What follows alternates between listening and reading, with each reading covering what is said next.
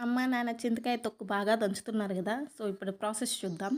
చింతకాయలు తీసుకొని తొడాలన్నీ తీసి, నీట్‌గా వాటర్‌లో వేసి బాగా వాష్ చేసుకొని, ఒక పొడిగుడ్డ మీద నీడలోనే ఆరబెట్టుకుంటే, అవంతా తడంతా పోయి, చెమ్మంతా పీల్చేసి మంచిగా బూజు పట్టకుండా ఉంటాయనమాట. ఇందులోనే మళ్ళీ దోరకాయలు, పండుకాయలు ఉంటే పళ్ళు పులిసేదాకా తినేసేయండి. ఇంక మళ్ళీ సీజన్ హుహు. వచ్చే వరకు దొరకవు.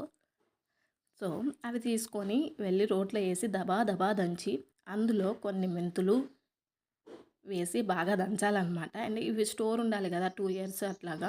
అండ్ మెంతులేసిన తర్వాత కొంచెం కొంచెం కాదు పచ్చగా కనిపించేలాగా పసుపేయండి. అండ్ ఉప్పగా అనిపించే వరకు ఉప్పేయండి. సో, ఇవే ఇందులో వేసేవి. ఎందుకు అంటే ఎక్కువ స్టోర్ ఉండాలి. అండ్ పులుపుకేమో ఉప్పు ఎక్కువేస్తారు. అండ్ బాగా కలర్ చేంజ్ అవ్వకుండా ఉండాలి అని చెప్పి పసుపు ఎక్కువేసింది మా అమ్మ. అండ్ ఇది ఒక డబ్బాలో స్టోర్ పెట్టుకోవాలనమాట. ఇది ఎన్ని ఇయర్స్ అయినా ఉంటది అయిపోయే వరకు కూడా. అండ్ మీకు చింతకాయ పచ్చడి